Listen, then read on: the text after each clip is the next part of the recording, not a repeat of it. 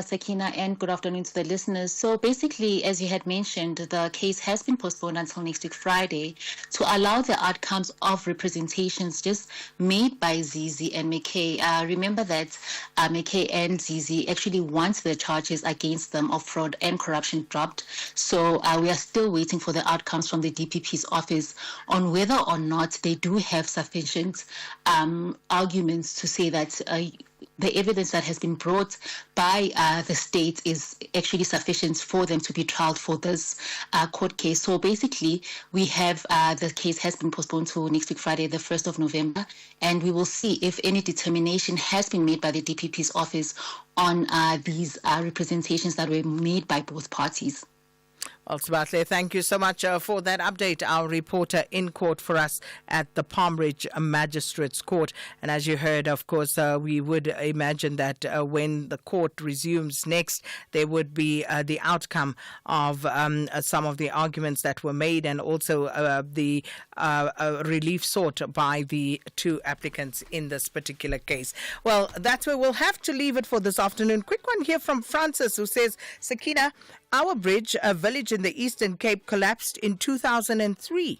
We've been using a temporary bypass ever since. Now, a school on the other side of the river is closed, yet it is obvious that the children became fewer because parents sent their children to a school that is further away, but of course where they don't have to use the bridge.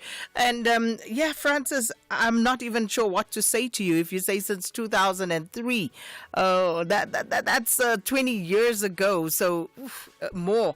And send us details, if you will. Let's see if we can follow up. And also, what did the authorities say to the community in terms of whether they would rebuild that bridge or what has happened? Have they attempted to do so? Have tenders been issued and maybe not followed through on? Let us know what the details are. Sakina, SAKINA at safm.co.za. With that, it's 1 o'clock. Thanks to the production team. Thanks to everybody who listened in and communicated with us.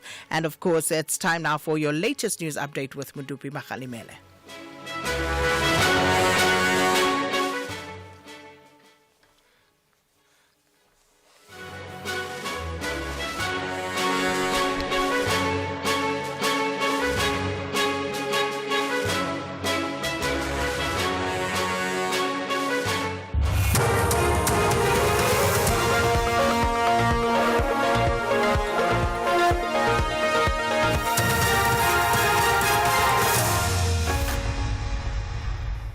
The top stories at 1. Didiza defends the president over the Bella Act, and insect killer, the cause of Soweto children's deaths.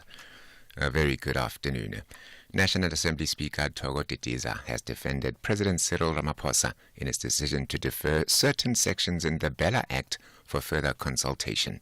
She was answering concerns made by some members of parliament on the delays that the suspension will have on the proclamation of the Bella Act. Didiza says Ramaphosa is entitled by law to engage further before applying his mind on important statutory provisions.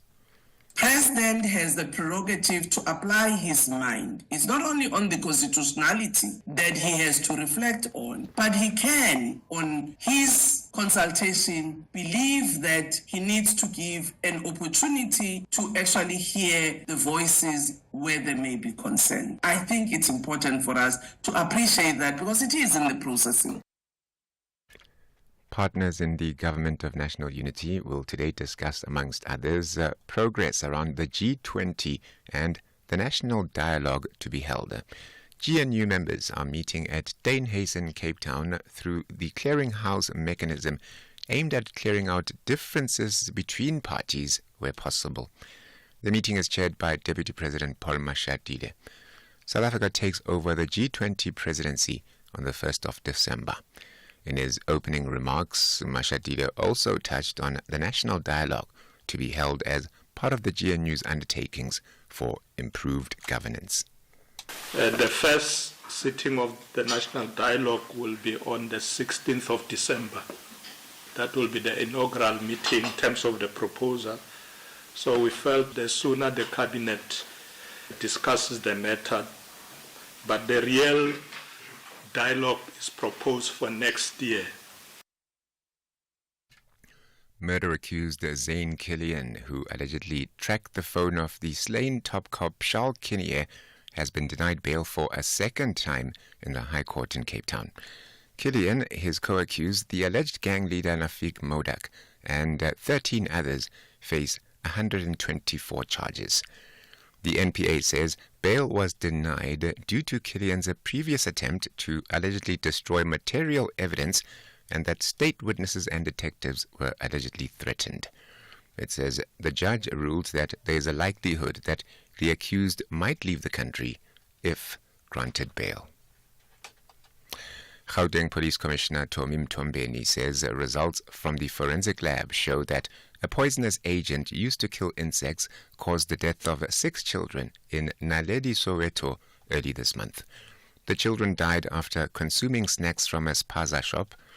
Mtombeni was addressing the media in Eldorado Park, south of Joburg. He has cautioned shop owners to be careful when using pesticides. We have to be careful in using these the bite which kills insects, because as we spray them along or maybe on the walls in the house where we stay, these might be a problem. We had the results from the forensic lab which clearly indicate that the cause of death is carbamate. The carbamate is a bait which kills insects. And Chinese President Xi Jinping has called for a ceasefire in the Middle East. Addressing world leaders at the BRICS summit in Kazan, Russia, the president says it is important that the conflict is stopped with the aim of achieving global peace. He says as the BRICS bloc is having this important meeting where economic development is high on the agenda, that can only be achieved in a stable and peaceful environment. We must stop the flames of war from spreading in Lebanon and end the miserable sufferings in Palestine and Lebanon. We should reinvigorate development and strive for common prosperity. The top story, the Sawa National Assembly Speaker Togo Tediza has defended President Cyril Ramaphosa in his decision to defer certain sections in the Bella Act for further consultations. The Full Circle is up next. For SAFM News, Kimudupi Makhalemele. SAFM 104 to 107 nationwide, leading the conversation. The citizens of Manchester are highly motivated to cruise with a convincing victory against Southampton. It's brilliant from Grealish, and Guardiola's up there as well, and City lead. Meanwhile, the Saints are pumped up to fight for the entire match duration away from home. It's flicked on, and again the Saints have the effort, and this time he does score, and we're back in the game. This is the Premier League. Catch the exciting contest between reigning champions Manchester City FC and Southampton FC on Saturday 26 October at 3:30 p.m. live on SABC3. Also available everywhere for everyone, always on SABC Plus and SABCsport.com. Proudly brought to you by SABC Sport. For the love of the game.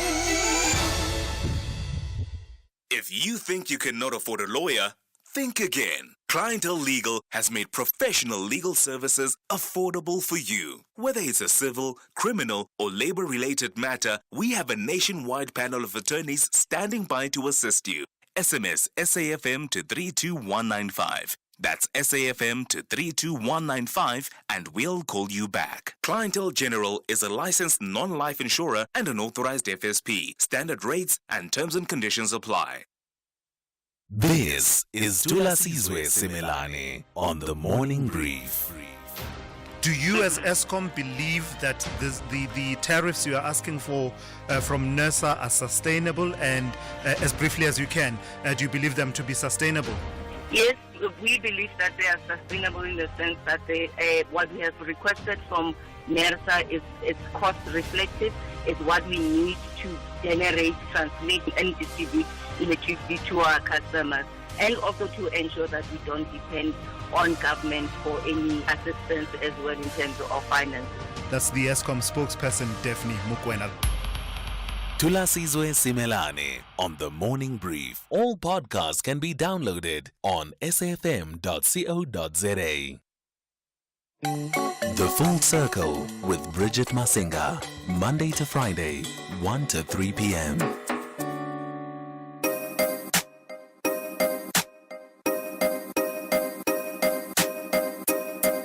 Everybody, Tasman, Jabberman, Dimitri, Max, Toba, making history.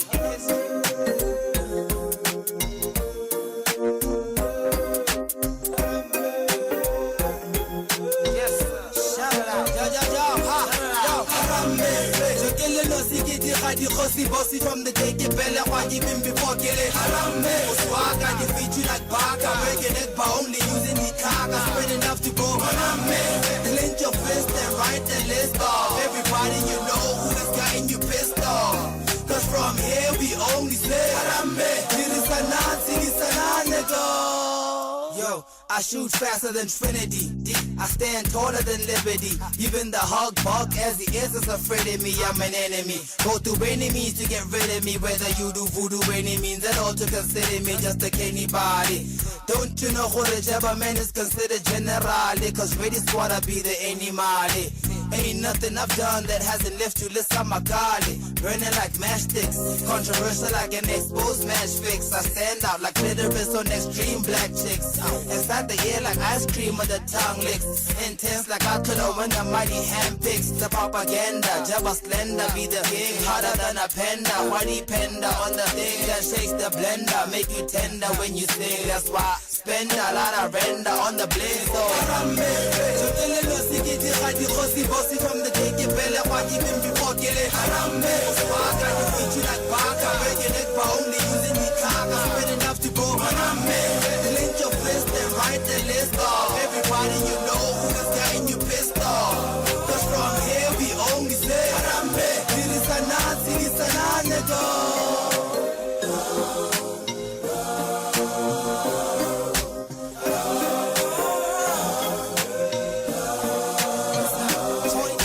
I'm not the political type, not the type to fake an image for the sake of this whole consciousness hype. Never been called a kappa before. Can't imagine seeing 10 cops and dogs crashing through my front door. Can't say what tear gas smell like. Can't even imagine what the rubber bullet on your back felt like. Can't imagine holding guns in my palms. Can't imagine your whole wanna carry Hector Peterson in your arms. But it's cause of you that I don't speak Afrikaans today. I have a chance today. Cause of you, Joe, I can dance today without having to show you my bust. Suffer good because of you, but don't call no one a bust. Cause of you, Joe, I'm a star now. Black man who's going far now. I'm the top of brother who can drink in any bar now. Cause of you, Joe, I'm educated. Because of you, the black youth of today's emancipated. When I flip into Setswana, I was thinking I'm on point like an antenna. Informing you like news banner, keeping his warm like a bandana. Everybody shout harambe. Bossy from the day get belly, why even before get it harambe. Swag and defeat you like Baka, breaking it by only using the kaga, spread enough to go harambe. Clench your fist and write the list off. Everybody you know who is getting you pissed off. Cause from here we only say harambe. Sirisana, nigga. Bambi sanani, sali sanani. Bambi sanani, sali sanani. Bambi sanani, sali sanani. Bambi sanani, sali sanani. Bambi sanani, sali sanani. Bambi sanani, sali sanani. Bambi sanani, sali sanani. Harambe. Bambi sanani, sali sanani. Bambi sanani, sali sanani.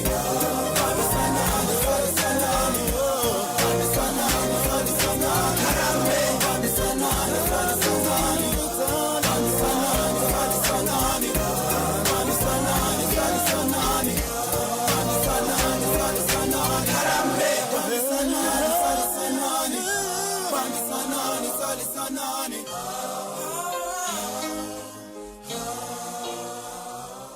Kicking off the show with this incredible artist who, for a moment in time, really did cement his brand as well as his contribution to the music industry. He passed on this very day in 2018.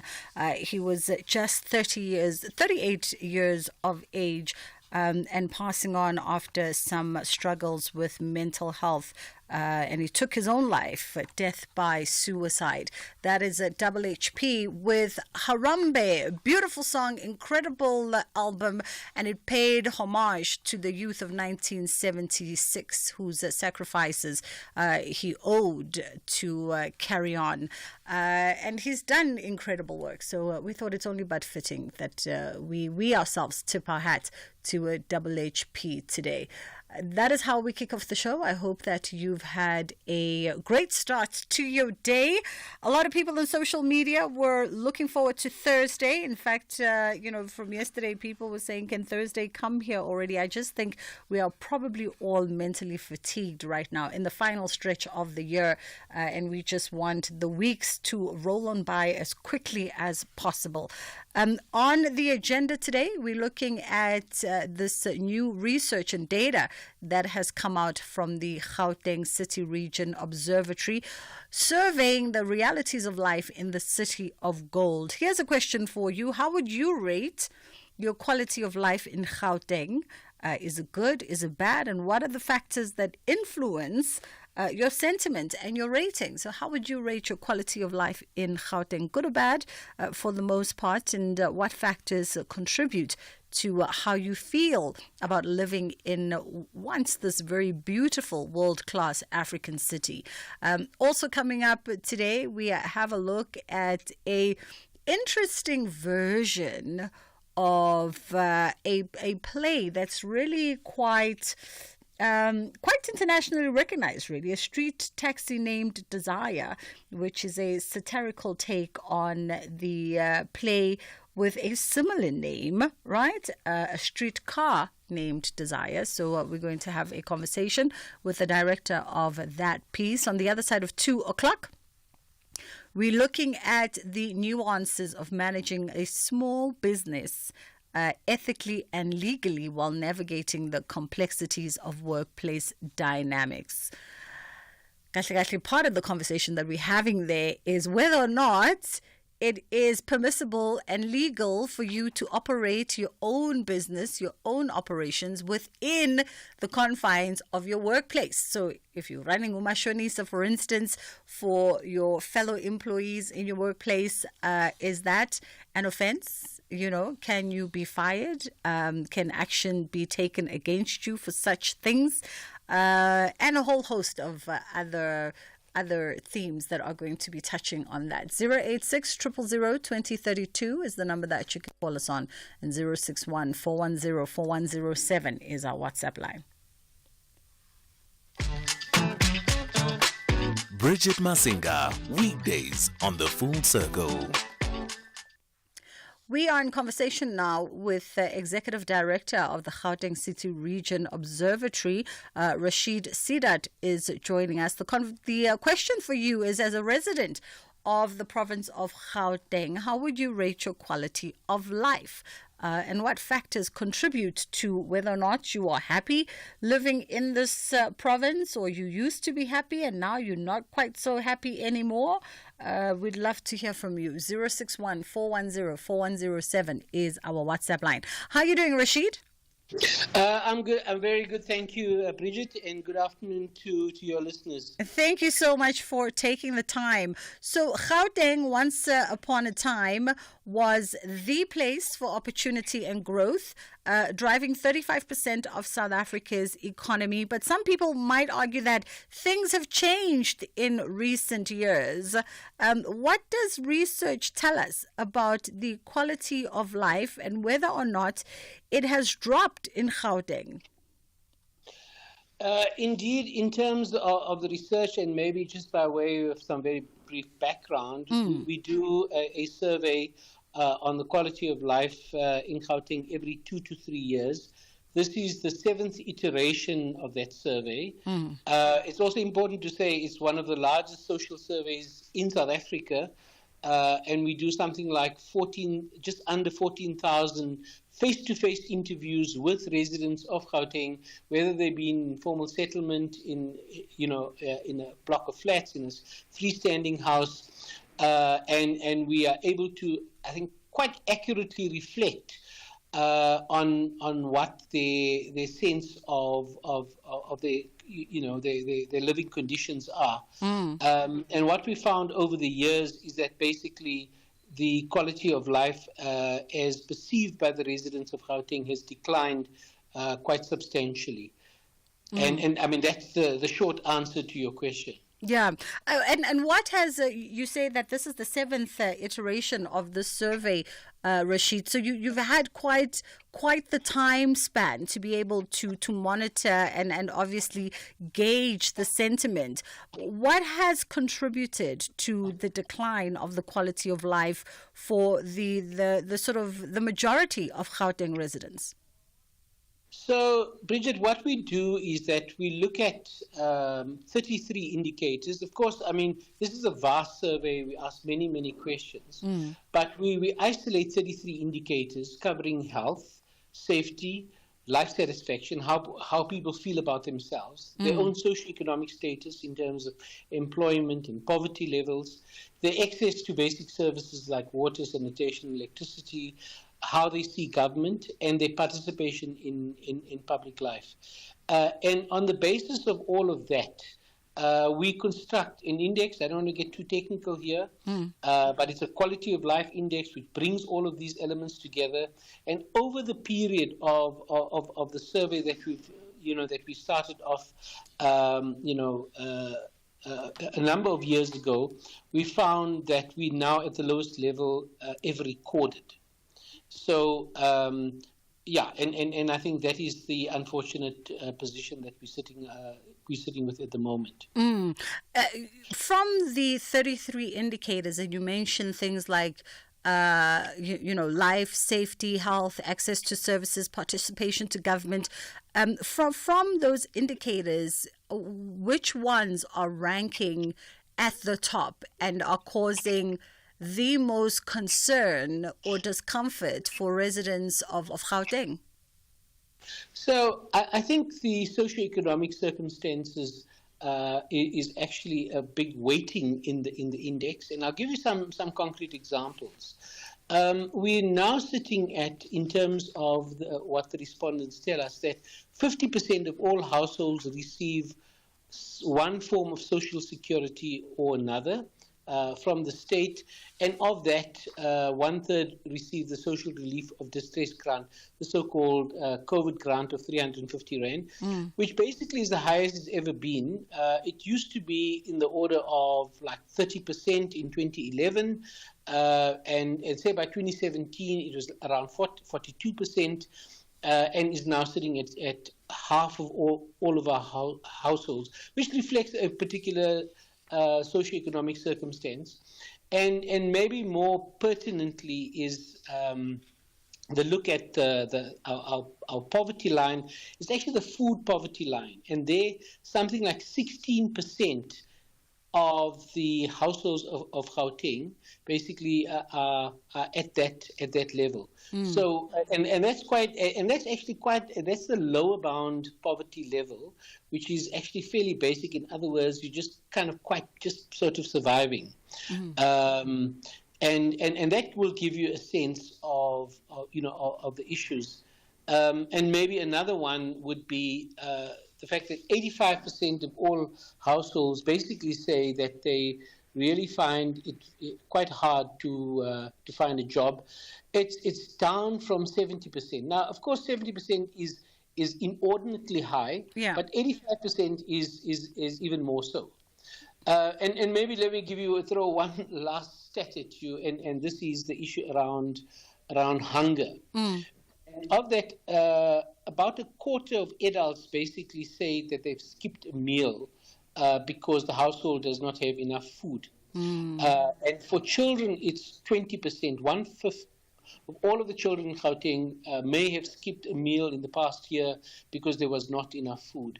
I should say, however, and I think this is an important point, that about half of all the children in the households that we measured basically say that they have benefited from a school feeding scheme.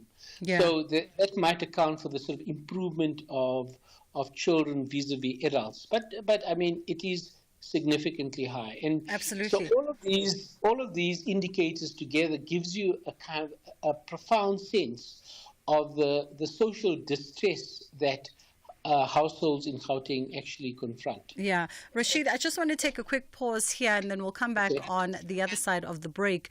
061-410-4107 is our WhatsApp line. I'd love to hear your thoughts about how would you rate your quality of life in Gauteng and what factors influence your rating and your sentiment around these. And some of those might be some of the key indicators that Rashid has also alluded to that formed part and parcel of the survey. 061-410-4107 is our WhatsApp line, and 086-000-2032 is the number that you can call.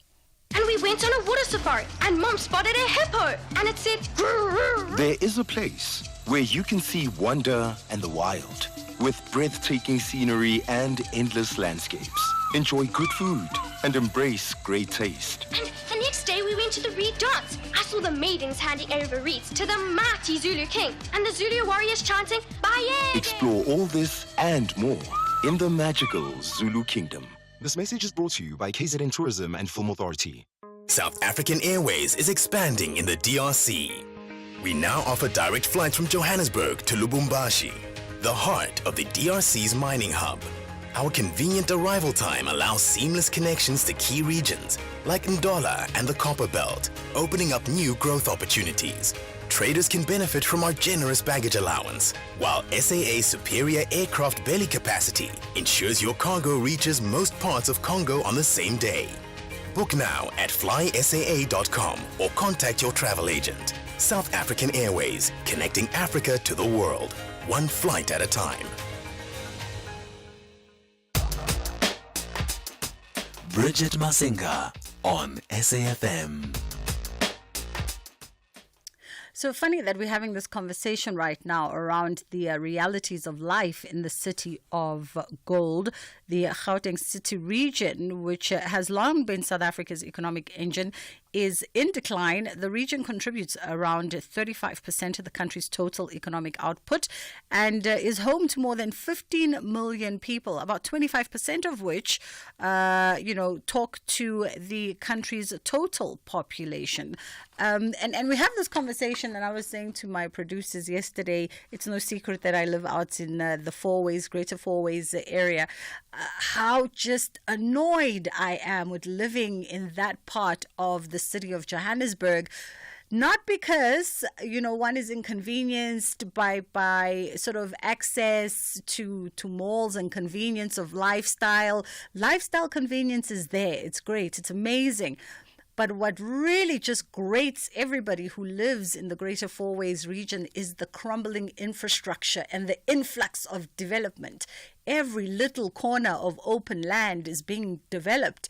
And it seems as though there's nobody also paying attention to the developers. So whenever they tie in to the infrastructure, particularly the water lines, they've got to burst, the major pipes. And then suddenly you wake up in the morning and there's a 7 by 2 meter wide hole in the middle of a big intersection because a developer is tying in their pipes into the water line.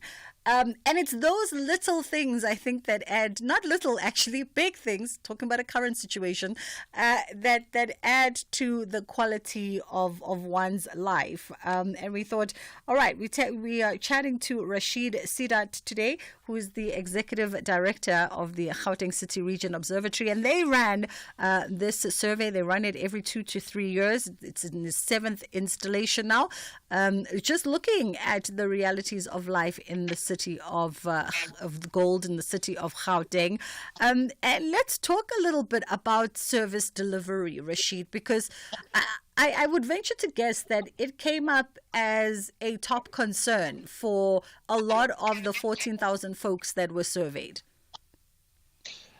Absolutely. I think that it is a major source of dissatisfaction across the board.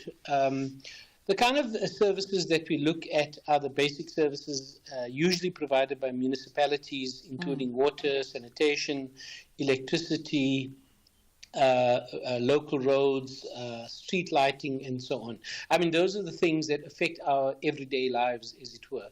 And of course, all of us know anecdotally what has happened in the last 2 to 3 years, certainly with load shedding, and then more recently load reduction in the city of Johannesburg in certain places.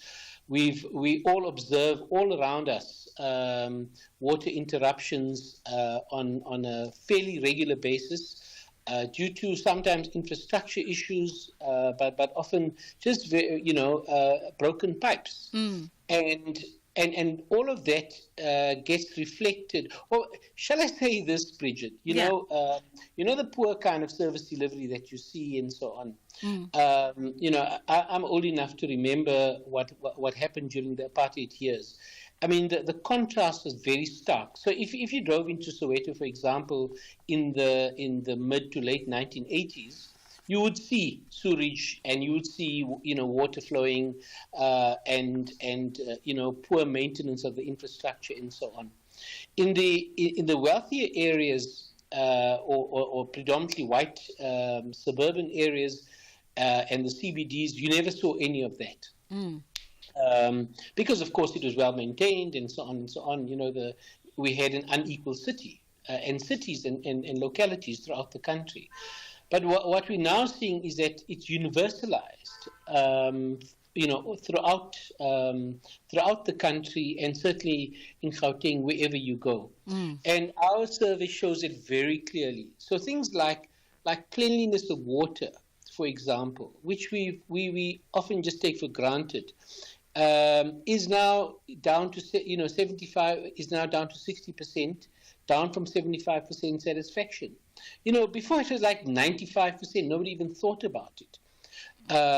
And so things like refuse removal is like particularly bad in places in Mfuleni, in the southern part of Gauteng, and there the levels of very poor delivery in relation to collection of refuse shows a precipitous decline. Yeah. Rashid, let's hold it there for a second. I just want to take the headline news, but we'll certainly come back on the other side of this and continue the conversation. And I'd also love to hear from our listener as to, what aspects of life in Gauteng they find most challenging. So do give us a call or give us a shout on WhatsApp. Good afternoon. With the news headlines at 1:30, Kemudupi Makhalemele. The suspect in the mass murder of 5 people in Gqeberha in the Eastern Cape has been killed during a shootout with the police. Diamond dealer Louis Liebenberg, together with his wife Desi, as well as their 7 co-accused, have been formally charged at the Bronkhorstspruit Magistrates Court just outside Pretoria. And National Assembly Speaker Thoko Didiza has defended President Cyril Ramaphosa in his decision to defer certain sections in the Bella Act for further consultations. A full news update, 2 o'clock. You're listening to Bridget Masinga on SAFM. All right, so we are having a conversation with Rashid around the realities of living in Gauteng and some of the challenges that we face as residents of this province, regardless of which corner of the province you are at. You are probably faced with 1 or 2, maybe even 3 or 4 of some of the indicators that he's spoken to thus far. Some folks really just experiencing the worst of our healthcare sector and healthcare services, access to healthcare, deteriorating with every visit, with every day. Some folks really just concerned about the ailing infrastructure, the crumbling infrastructure in and around the city. We talk about infrastructure maintenance. Just this morning, there was a report that was circulating the 24-hour news cycles speaking to the deterioration of Gauteng bridges and how so many of them are actually on the red alert. And all these things actually impact how we feel about living in this province as rate-paying citizens, as people who have to utilize these services, who have to move within these spaces and environments personally and professionally. How is your sentiment around living in Gauteng? I'd love to know where you live and what you are struggling with, what issues keep you and your community up at night, whether it is load reduction, whether it's crumbling infrastructure, whether it's potholes, whether it's the local clinics and hospitals that are not maintained, that are not up to code. We'd love to hear firsthand your perspective, because Rashid knows exactly how 14,000 individuals within the Greater Gauteng feel about living here after conducting those 14,000 interviews face-to-face with their team. Let's look at, we were talking about service delivery, which remains a crisis. I can only also imagine the sentiment around public safety and crime, right? Because a lot of the folks in Gauteng and northern suburbs, actually all over South Africa, if you can't afford to pay for added security in your neighborhood and your home, we would use sentiments as that you are gambling with your life on most days, because it is a dire situation. It is a very dangerous situation for most residents of South Africa, but particularly of Gauteng. What our survey shows basically is that 1/5 of so I should say, maybe just on your point, Bridget, about 14,000. The 14,000 is actually a representative sample, really representative of the actual situation on the ground. I mean, it's on a scientific basis, we can take the results from the sample and basically transpose it into a more generalized picture of what is actually happening. So I think it's an important point to make. So in terms of crime, what we found in our survey is that fairly consistently over time, and including the last survey, at least 1/5 say they've been victim of a crime in the last year. Right, and in fact, it was only lower in 2020-21 because it was during the COVID years, and there was a reduction of crime for obvious reasons. But it's back to 21%, which means 20 out of 100 people in Gauteng have been victims of crime, and that's an enormous number. Yeah, and of course includes the full array of different types of crime as such. But I think more importantly, what our respondents basically tell us is that they believe that the crime situation has gotten worse. And in our most recent survey, 48% of the residents of Gauteng say it's gotten worse. It used to be 43%, 45% in previous years, but it's almost half. And that's the way people feel about how things have played out. And perhaps, I think some of the more recent different kinds of phenomena that we're seeing, the construction mafia, the zama-zamas, there are different forms of criminality which is basically cropping up. And I think everyone feels a victim. So the historic ones that have been here for the last 30 years, like hijacking and so on, are certainly there, house robberies, but we're seeing new kinds of and forms of criminality as well. And that is certainly adding to the pressure that people feel. Yeah. And does the perception of safety vary amongst different demographics within Gauteng? Not really. I think in general, most, I think if we look at it, most, African coloreds, whites and Indians have a very similar sense of it. Although I think Africans feel it a lot more because in some ways you are more vulnerable if you have less resources. Given the racialized nature of poverty and inequality in South Africa, you have less resources to actually protect yourself. I think if you live in suburban areas with high walls and security companies, you can actually you can avert that particular risk to yourself. I want to jump to WhatsApp on 061-410-4107 is our WhatsApp line, and of course 086-000-2032 is the number that you can call us on. As we begin to wind down the conversation, we'd love to hear your sentiments. Good afternoon, Bridget. I live just on the border of Germiston and Johannesburg in Malvern East. And here we have an extremely active community development who are painting the signs on the roads where the municipality isn't, who are filling in potholes where the municipality isn't, and we pay for this. We pay our volunteers, or we pay for the materials that our volunteers are doing this work with. So we as the community are paying and doing what the municipality should be doing for us.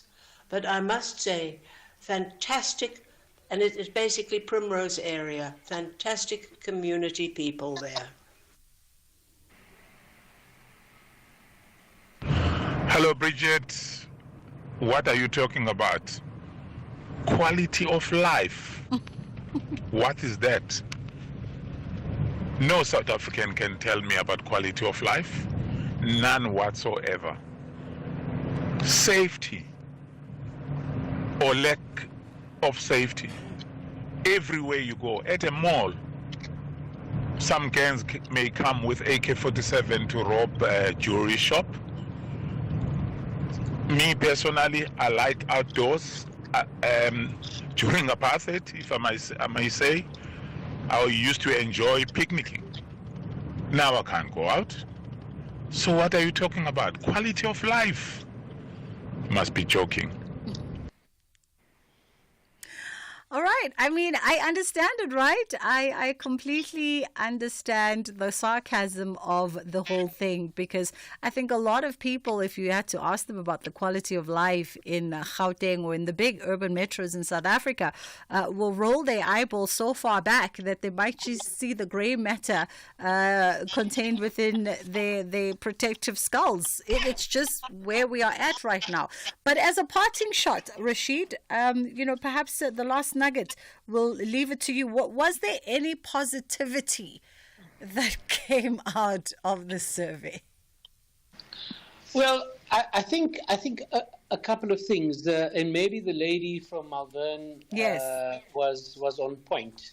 And what we have seen is a greater level of agency amongst people. So people are not just sitting back and saying, I'm wallowing in poverty and inequality, but are actually going out there.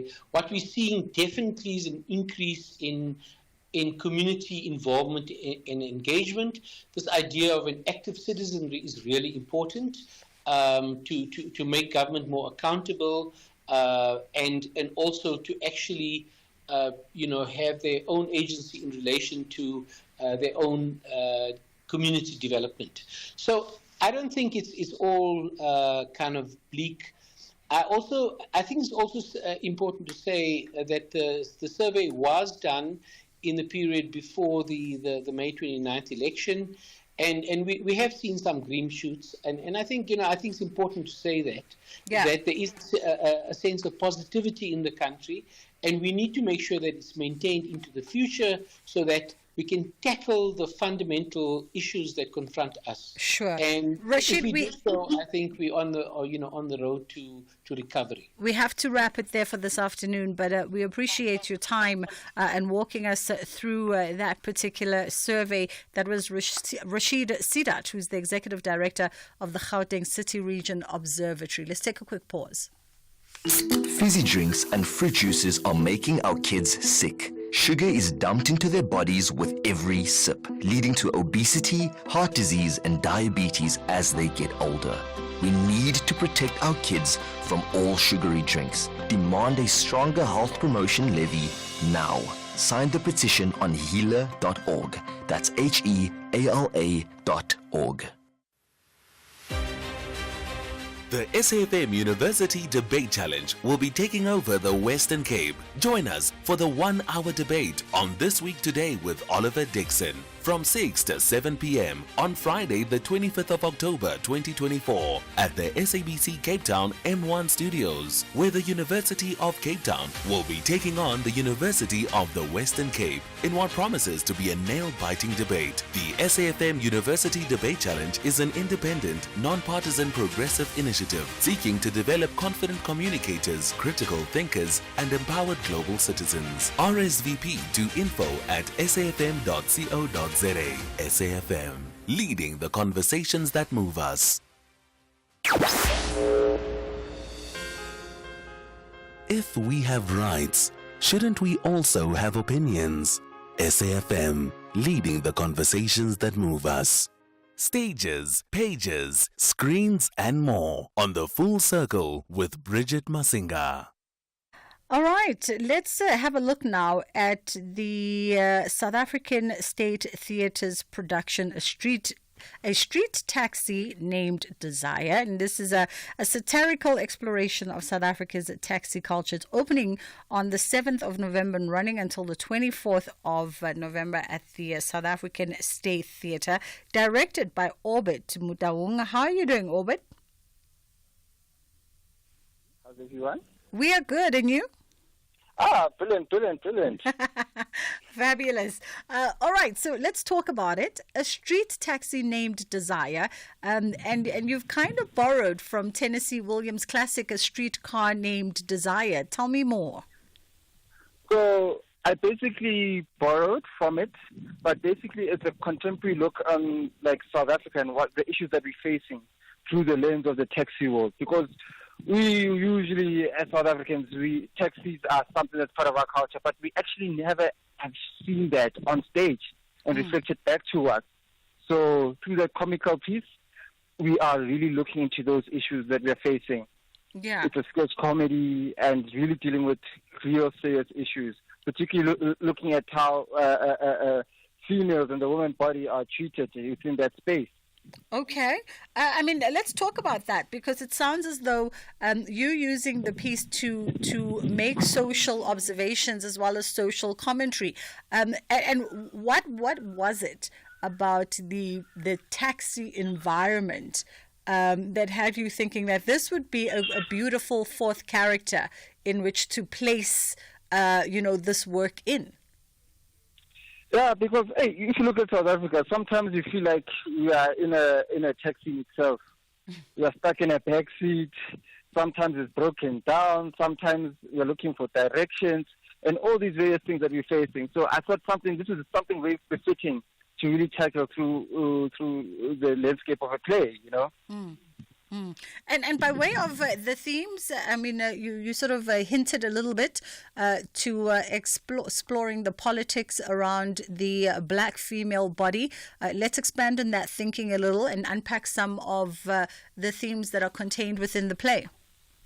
So themes contained in the play issues around like gender-based violence, patriarchy, the issues around capitalism. So those are the main things that the play is really tackling and really putting us to look into. Yeah. And the impact that you hope that, this piece will have on the audiences that are going to come through to the State Theatre. So my basic impact for the show is I want people to really laugh and have a good time, because I think comedy is one of the strongest pieces that if you really want people to think and really want people to really look at themselves and leave with something, I think this is the piece that people should really get up and watch. It's something fresh-taking, befitting and fresh, because really you've never seen a taxi being explored on a theatre space, and things that we face, something very so familiar. Everyone has a taxi story that relates to them. And it's time we get to see that and get to really see our authentic selves as South Africans and really have a moment to laugh back at us and really think about the place that we find ourselves in. Yeah. Speaking about everybody having a taxi story, perhaps let's delve a little bit into. I'm assuming that this is a multicast production, right? Let's delve a little bit into some of those stories that you share on the stage, and maybe even whether or not they find expression or inspiration from real life events by way of your own experiences or the experiences of a collective, or even just the observation of incidences that may have made it to the front of newspapers and headline news. Yeah, so like simple incident is like the whole thing about greeting, that sometimes they don't entertain you in the taxi rank if you don't greet anyone, and how greeting is important. And some of the scenes we look at things like how you must do your taxi match, and if your taxi match is not matching, oh no, you're gonna see flames. We're looking at the issue how we even have to take a look. Like there's one of the scenes where we saw the idea there's a strike at the traffic department because traffic officers are asking for higher bribes. Okay. So yeah, because they're complaining that we have diluted their cold drink with water. What a wowza. All right, so you're having a look at quite a few dynamics that are on play, that are at play at any given time within the context of a taxi. So you open on the 17th of November and you're running until the 24th, presuming that you are now in full-blown rehearsal. Yeah, full-blown rehearsal. We open on the 7th at the South African State Theatre until the 24th of November. Tickets are available at $150 at Work Tickets. So please come through. You won't regret it. Wonderful stuff. Orbit Mutawung, thank you for the conversation. He's the director of that play that's opening on the 7th of November, a street taxi named Desire, and it's on at the South African State Theatre. So much. I can't wait to see you there. Thank you. Fizzy drinks and fruit juices are making our kids sick. Sugar is dumped into their bodies with every sip, leading to obesity, heart disease, and diabetes as they get older. We need to protect our kids from all sugary drinks. Demand a stronger health promotion levy now. Sign the petition on healer.org. That's HEALA.org. What a day. Time for that face mask. Leave the face mask on for 2 minutes. 2 minutes? That's not even enough time for it to work. I can't even send an email in 2 minutes or make a cup of coffee. With Santam, 2 minutes is enough to insure your car online. When you're fully protected with the expert insurer, you're free to live in the moment, not in the worry. Santam. This is freedom. Santam is an authorized FSP, a licensed non-life insurer and controlling company for its group companies.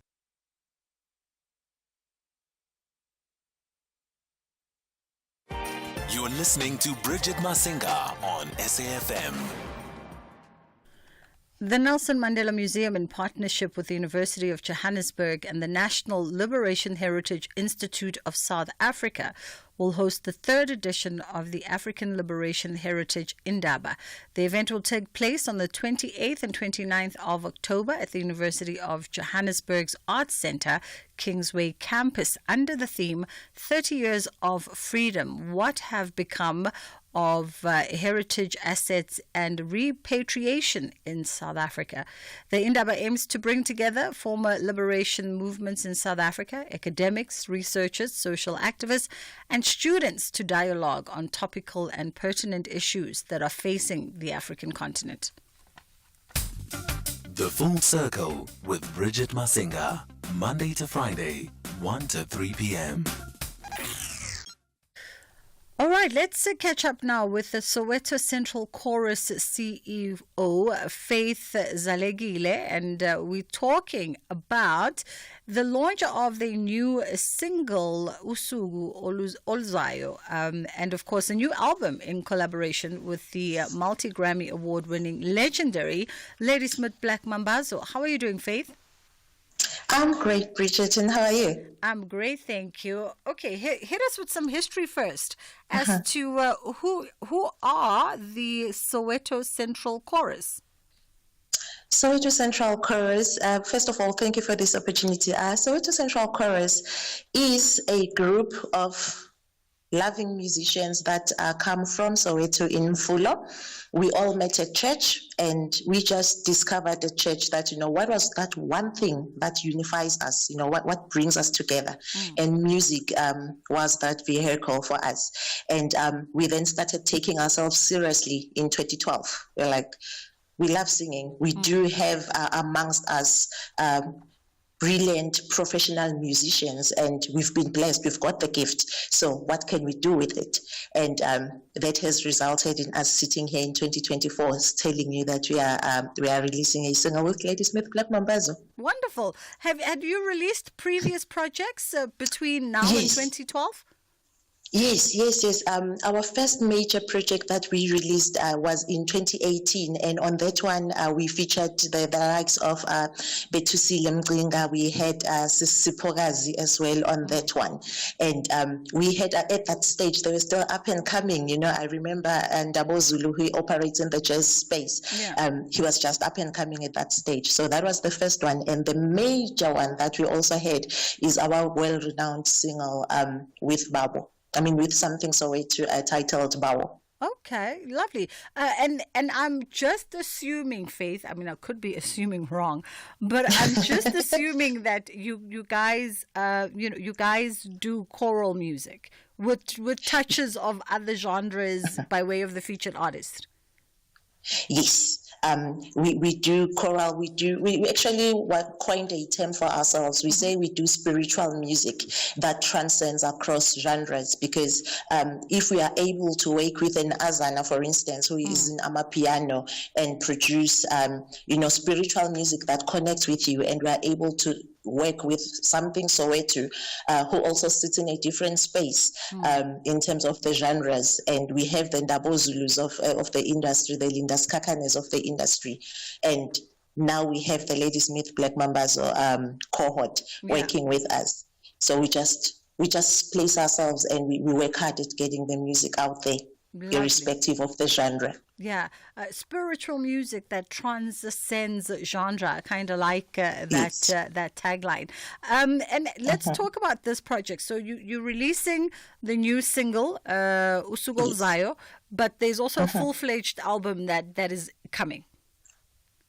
Yes, there is. So just to mention, with the Lady Smith Black Mambazo, we actually have 3 songs, including Usuku Oluzayo, on the upcoming album. And one of those songs, we've also featured Tando Zide, who is phenomenal in her own right. And then we also have added our own music. And for that, the full album, our plan is that it should come out early beginning of next year. Okay, beginning of next year for the full album. But the full album, but the single is available for download. So we are launching the single this coming Friday, tomorrow, the 25th, and we will be hosting a very small private tastemakers event with the Black Mambazo cohort, and we are doing that in Bryanston tomorrow, and then we will release the single tomorrow night. Yeah, in fact, you're doing it just down the road from my place, so because I know where the venue is, so I might just pop in. Do you want to cross over? Do you just want to cross the street and just come? I might just pop in. Who knows? My afternoon drive might just lead me down that way. And just tell them that you don't even have to announce yourself. You will just walk in, and they'll be like, "Come this way, Bridget, come this way." Well, listen, we're looking forward to the full-fledged album that's coming out early next year, and of course to the revelers who are going to be in attendance tomorrow for your Tastemakers event. I'm sure it's going to be great as you debut the new single. Where are you on social media? Because people like to follow, their favorite artists. So across all our social medias, it's Soweto Central Chorus. We are on Instagram, Facebook, everywhere where you can find the socials. And the single, of course, would be available for download in all the streaming platforms, Apple Music, Deezer, YouTube Music, Amazon, Spotify, all of those. Wonderful stuff. Faith, we appreciate the time. That is Faith Zalegile, and she's the Soweto Central Chorus CEO. You can find them on all your social media platforms if you want to track, where they'll be performing and what they've got coming up, because it's that time of the year where artists and musical ensembles get rather busy. Let's double back to WhatsApp for our earlier conversation and hear your sentiments around, your perceptions on the quality of life in Johannesburg, whether or not you think it's good or perhaps you just think it was all but a dream that we still hold on to. 0614104107. Hi, Bridget. My name is Waitumela from Mabuning. I love the current topic. And as someone who is based near the CBD, it's honestly hectic being in Mabuning or being in Johannesburg as a whole, because the crime is on another level. You cannot go out after a certain time, especially as a woman as well, so there are many challenges, and the streets majority of the time are dirty, especially go Joburg CBD. It's dirty, filthy dirty, like, oh my goodness. So yeah, the experience is fine, but honestly, this crime and electricity, if it's not electricity, it's water, it's a lot. Hello, Bridget. And the puzzling thing is the same people get voted in all the time, and they fail this residents, but yet they get voted in again and they fail the residents. When are people going to learn to vote the new parties in? Who will take care of them? It's just the most bizarre thing. I don't understand it.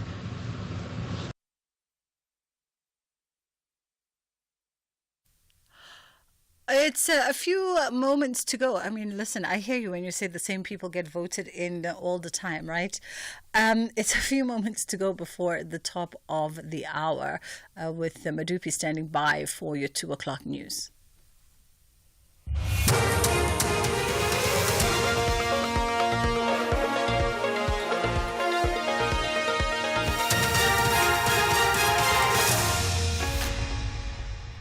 Thank you very much, Sister Bridge. The top stories this hour. A patient sets herself alight in a Durban hospital, and Didiza defends Ramaphosa over the Bella Act. A very good afternoon. A patient has died after allegedly setting herself alight at the Clarewood Hospital in Durban. The 41-year-old was in an isolation ward of the hospital's internal medicine unit. An adjacent ward also caught fire. Health Department spokesperson Nati Oliphant. The incident occurred in an isolation ward of the hospital's internal medicine unit, where the patient ignited the fire. At least 23 patients were safely evacuated from an adjacent ward, which also subsequently caught fire.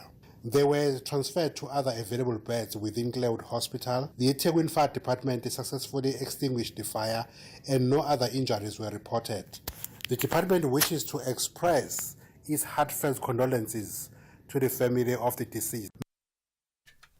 Diamond dealer Louis Liebenberg, together with his wife Desi, as well as their 7 co-accused, have been formally charged in the Bronkhorstspruit Magistrates Court outside Pretoria. They were arrested in Gauteng and the Northwest on Tuesday and Wednesday. Liebenberg, who is believed to be the mastermind, allegedly advertised unpolished diamonds on social media. He invited potential investors to invest in his business with a promise of lucrative returns, which never materialized. The investors were allegedly scammed of more than 4 billion rand since 2019. Sachin Naidu has more. All 9 suspects have been formally charged with fraud, money laundering, theft and racketeering, with the possibility of more charges being added. They are currently making their first appearance in court, where 3 of the accused are applying for bail. The state told the court that they will not be opposing these 3 bail applications. However, they will be opposing the bail applications of the other 6 suspects, including Liebenberg and his wife.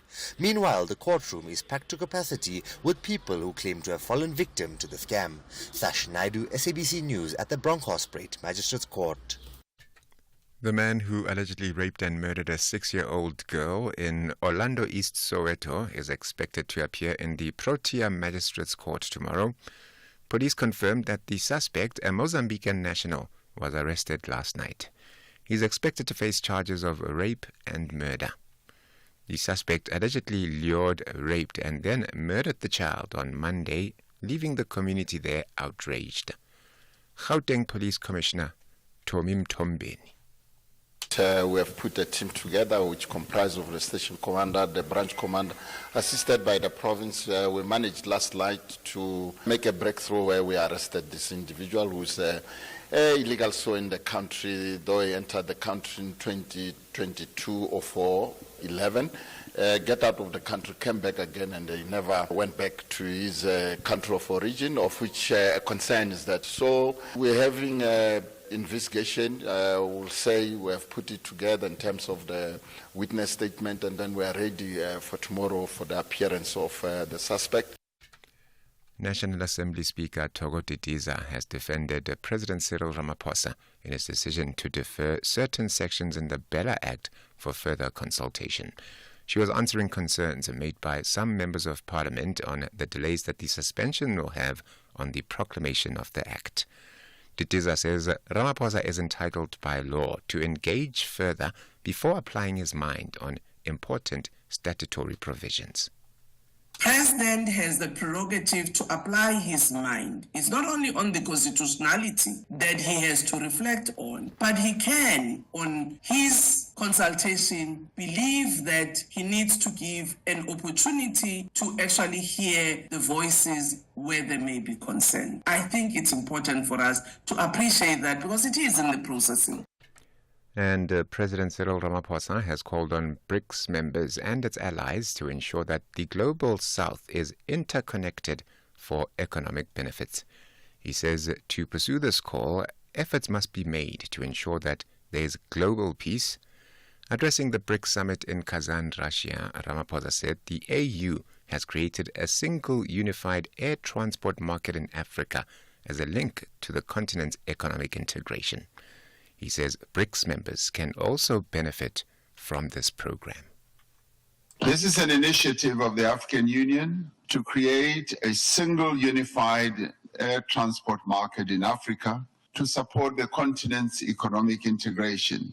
For BRICS and friends of BRICS, we need to use these projects to further connect the greater global south. The promotion of greater regional connectivity and trade facilitation can only succeed in an environment of peace and stability.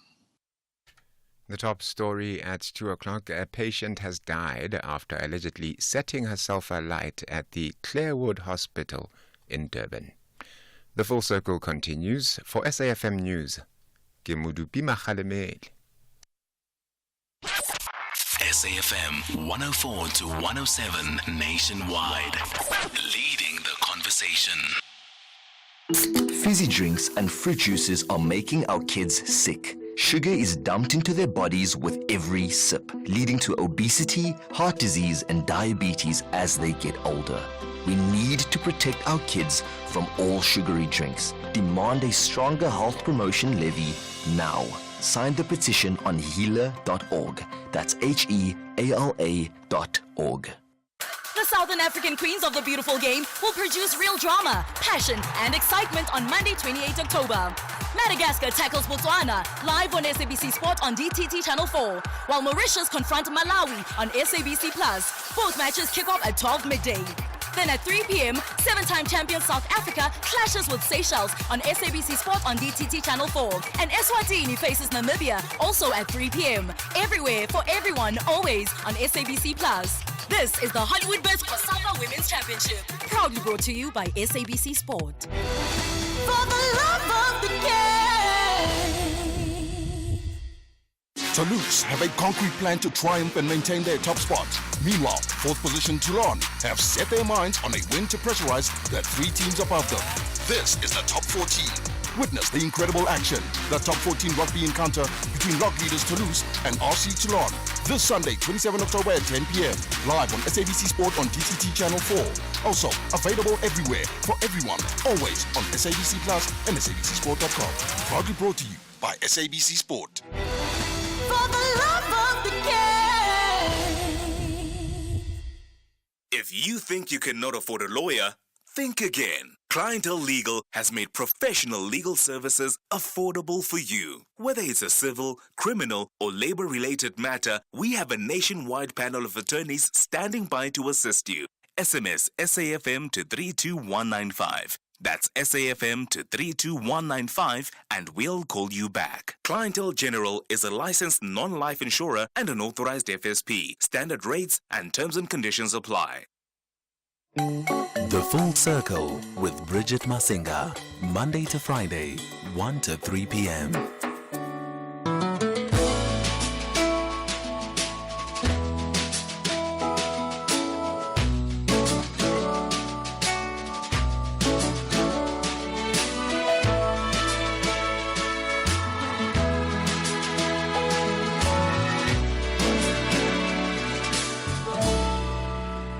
I wake up, I see you as you leave.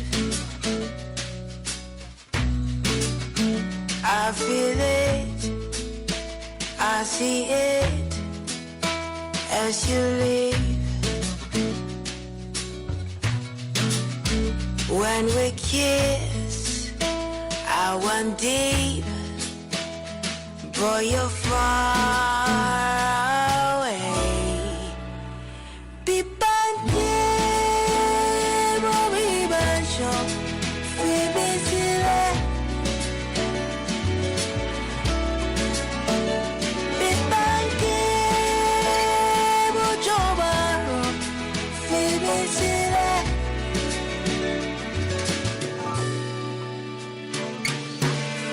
Used to be my everything, treated me like I was a queen.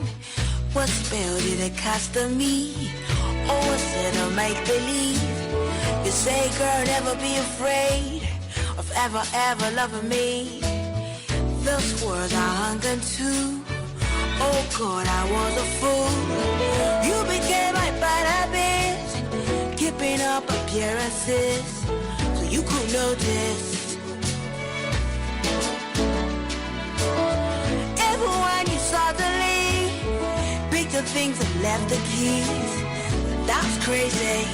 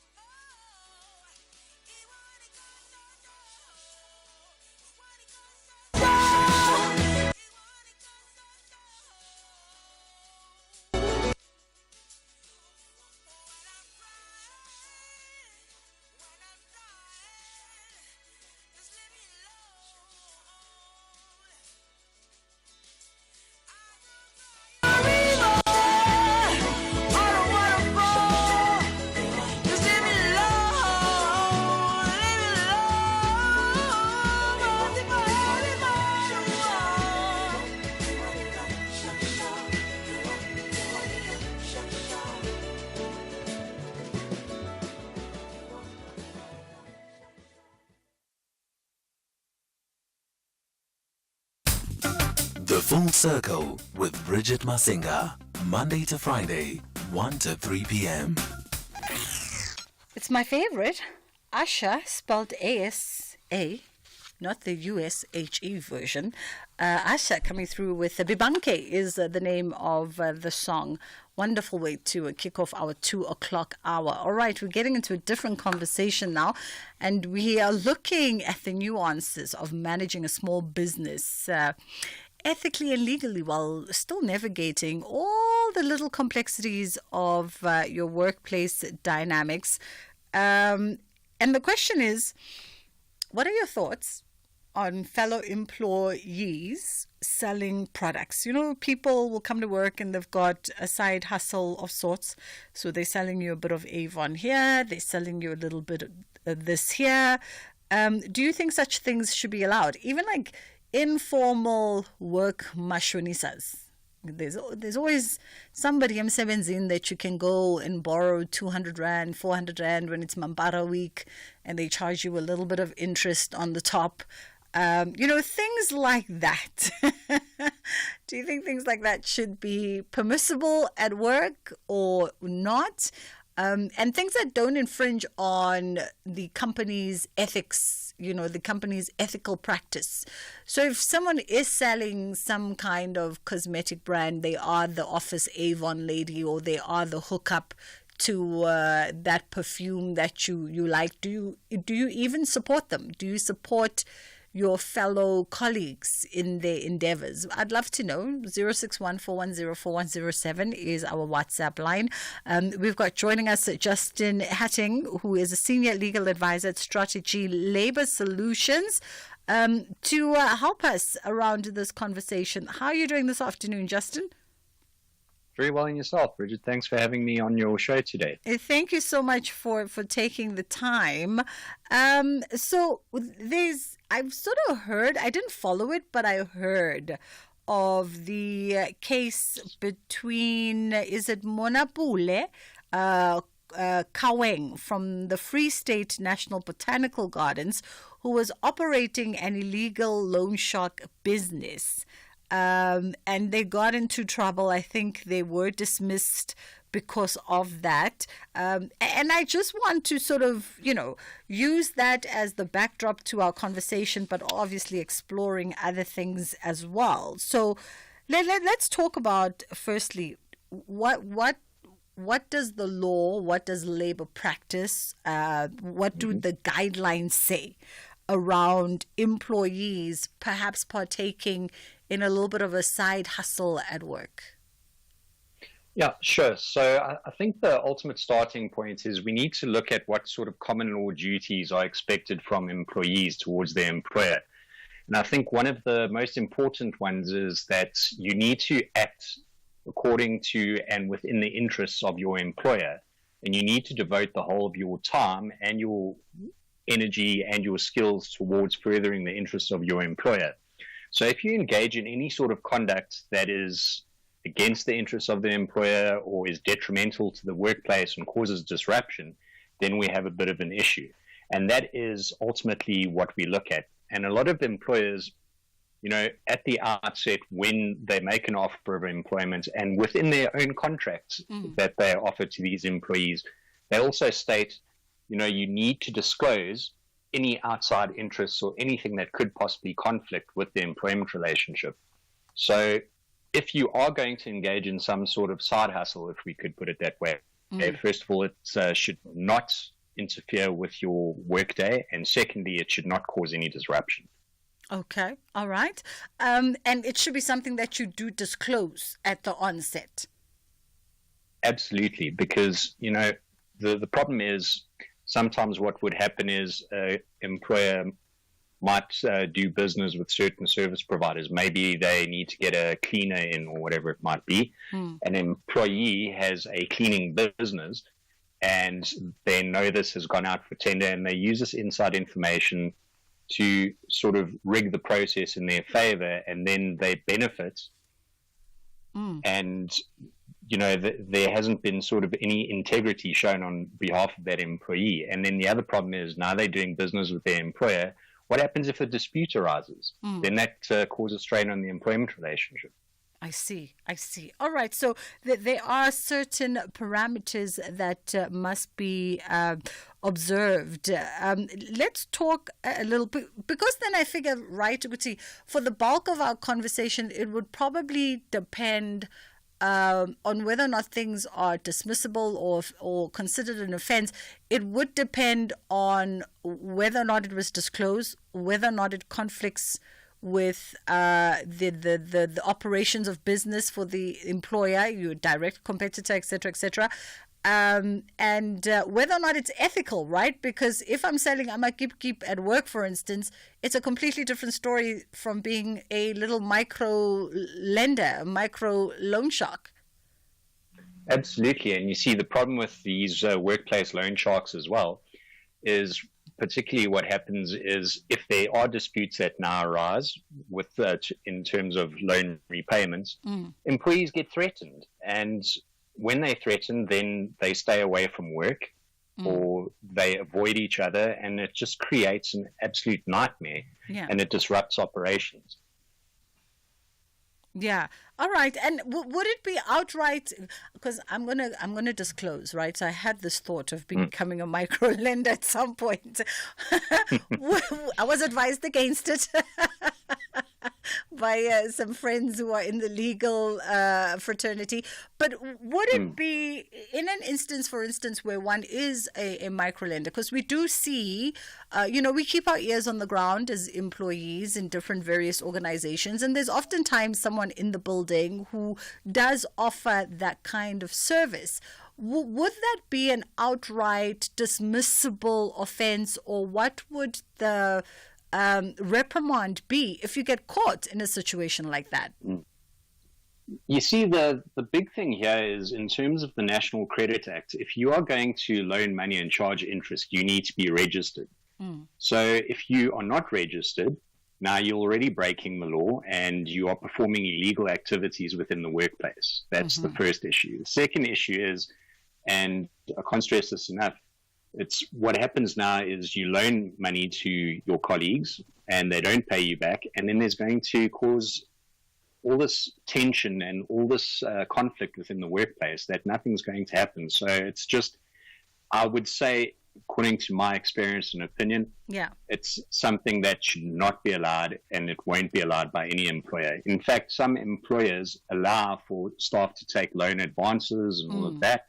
So you need to explore that first. If you can't, come right with your employer, then best thing to do is actually go to a registered financial institution, but do not take loans from your fellow colleagues. Absolutely. Are the offences by way of the procedure of what happens if an employee is found to be in some kind of transgression? What is that process? Yeah, so ultimately, when we look at a dismissal, it needs to be, first of all, procedurally fair. So we need to have followed a proper process, mainly allowing the employee an opportunity to state their case in response to the other allegations. But secondly, and I'd say most importantly, there also needs to be substantive fairness. And that means the reason for the dismissal or the disciplinary action needs to be for a proper reason. And when we look at what the labor law says and what the codes of good practice say, the overarching issue here is the impact it has on the continued employment relationship. And there's certain instances of misconduct that are so serious, they would warrant a dismissal for a first offense. And that would be things like dishonesty, like assault, for argument's sake, like sexual harassment. So very serious misconduct. If it's less serious, sort of like your unauthorized absenteeism, then we try and progressively discipline someone first. So start with the first warning, then a second warning, then a final written warning, and then ultimately dismissal if they persist. Yeah. But ultimately, as I said, we look at the impact on the employment relationship. Absolutely. And I mean, and I guess, again, to my two examples, selling, Avon, being the in-house office Avon lady, is a completely different thing to sort of being the in-house office micro lender. Yes and no. I'd say Avon, selling the Avon wouldn't be as bad as microlending, but if you were selling Avon throughout the day from 9 until 5 and not attending to your duties, then it will become a serious problem for your employer, because now you're devoting your time and energy to your own business and not to their interest. And then, you just also benefiting at their expense twice. So you running your own business and you're still getting paid for work you're not doing. Got you. Let's take a quick pause and then we'll come back on the other side of this. 16 teams of Mzansi Africa's Elite League are back to the battlefield. Namanda Masha. They all believe Okutukusoba right, Ube bright, as they navigate the path to the final. This is the second edition of the Carlin Knockout Cup. Fagukesi. Catch the unmatched passion and drama of Ipola Mzansi. The Carlin Knockout Cup, live on SABC1 and SABC radio stations. Also available everywhere for everyone, always on SABC Plus. Proudly brought to you by SABC Sport. For the love of the game.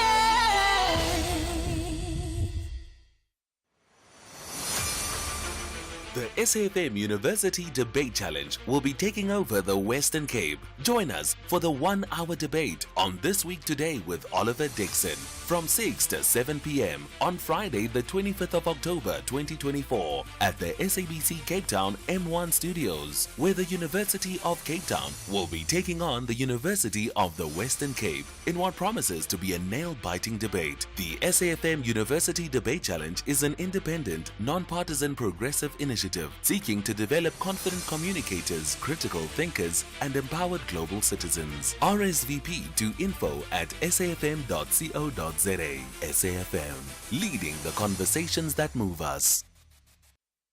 The Market Update, Monday to Thursday, 6 to 7 p.m. Want to stay ahead of the financial game? Join us tonight from 6 to 7 p.m. for an insightful journey through the day's market developments, financial updates, and investment news.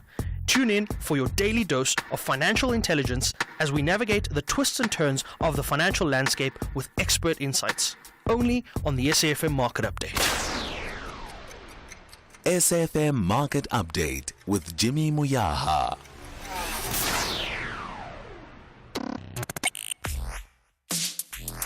Let's have the conversation. WhatsApp voice notes on 0614 104 107. Bridget and fellow SFM listeners, good afternoon. My name is Chulani. It's my credit. Bridget, side hustle is a very brilliant idea, but sometimes at work it becomes problematic, amongst others, because you'll have 3 or 4, 5 people selling certain products. Sometimes, yes, they are competing or they are parallel to each other. Each and every one of them would want you to support them. It becomes a taxing from your end, because you end up even buying things that are unnecessary. And to an extent, sometimes you're even afraid to go to work because you know that there will be people waiting for you, expecting you to support them, when all of us, we know that the economy has been extremely hard on all of us. Thank you. There's always that element of it, right? That social dynamic of the expectation from your fellow colleagues and your fellow employees to support you. I completely understand. And then you end up buying things that you don't need, as you said, because now you're trying to not come across as the mean person at work who's not trying to support your colleague or your work buddy's side hustle, but in fact, you are just doing it. Let's also touch a little bit, Justin, on because I think this also speaks to a workplace culture in some degree. How does the presence of these side hustles actually affect that workplace culture? And we've spoken about productivity, but those social dynamics that are at play. Now you must support Justin because he's your work buddy, and in friendship we support each other. See, that's the problem. It's like the previous caller said. Ultimately, what's going to happen is it becomes so uncomfortable in the workplace that you start dreading going to work. You might sort of start avoiding your colleagues. That's not conducive to, a good workplace culture because no one's going to be communicating, you're going to be avoiding each other. And then you might just have disputes that arise. What happens if you buy a product that doesn't work? Now you want to get a refund. It turns into a conflict. It could escalate. It just causes such disruption. So that's why when we go to work, we need to focus on our work. We should not be focusing on, all of these ancillary issues and trying to promote our own businesses. I think every time strategy comes on the show, you guys literally take the wind out of everybody's sails by always erring on the side of caution. They're just being reckless.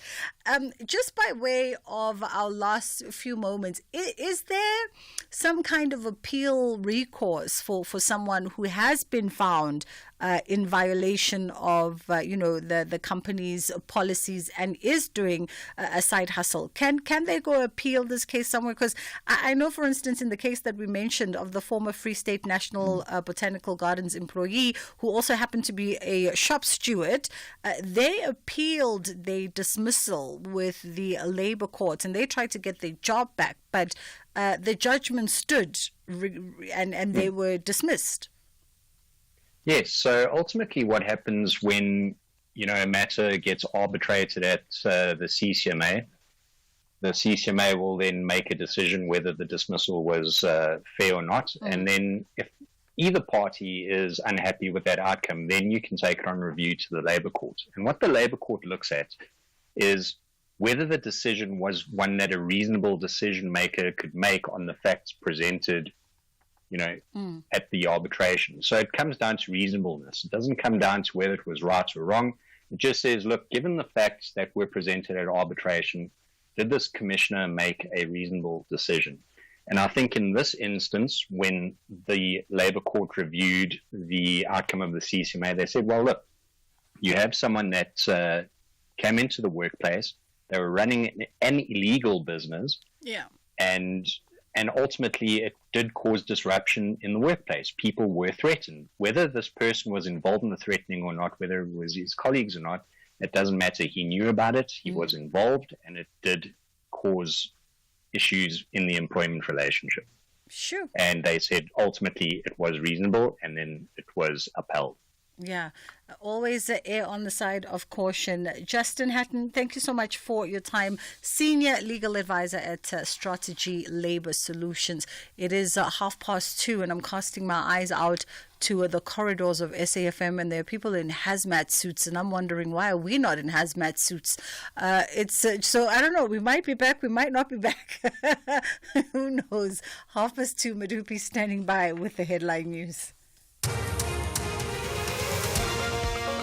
Thank you very much, Sister Bridge, and a very good afternoon. In your headlines at 2:30, the Road Traffic Management Corporation and police are currently raiding the offices of the Traffic License Department in Kimberley in the Northern Cape. A patient has died after allegedly setting herself alight at the Clarewood Hospital in Durban. And diamond dealer Louis Liebenberg, together with his wife Desi, as well as their 7 co-accused, have been formally charged in the Bronkhorstspruit Magistrate Court outside Pretoria. Details of these and other stories at the top of the hour. You're listening to Bridget Masinga on SAFM. So while I go investigate what's going on in our corridors, we're going to play out Side by Side, which is our current Thursday feature every single week for the next 4 weeks, looking at topical issues. That's Side by Side coming through. This program is brought to you by SABC Education, enriching minds, enriching lives.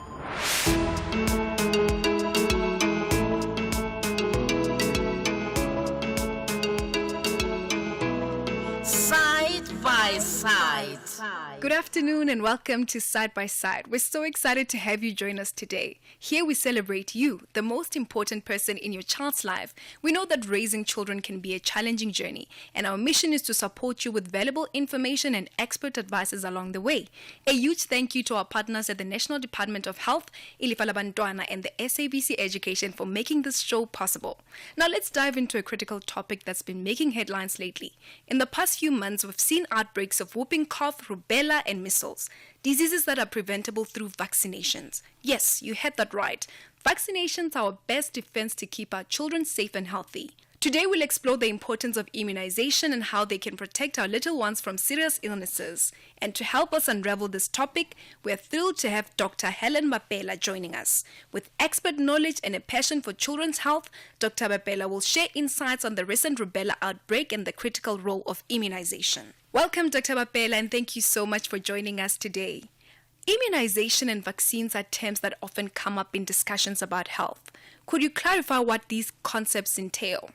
Thank you for inviting me to talk about this important topic, and good afternoon to the listeners.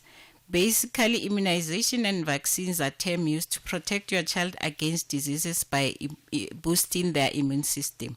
Immunization is a broad term that refers to the fact that your child's body is being helped to fight off specific diseases, and the vaccines are specific injections that we give children to help their bodies develop this immunity. But basically, when you hear either of these words, we are talking about giving your child injections that help their bodies learn how to fight off dangerous diseases. Now, why is it important for all children to be immunized? Immunization protects your child from dangerous vaccine-preventable diseases. These include common illnesses like measles that can kill your child or cause a permanent disability. But in addition to protecting your child, it also protects other children in the community. We call this herd immunity. And it simply means when lots of people are immunized, there is less chance of a disease spreading in the community. Now let's explore the most common diseases that children need to be vaccinated against. There are a number of vaccines that have been developed.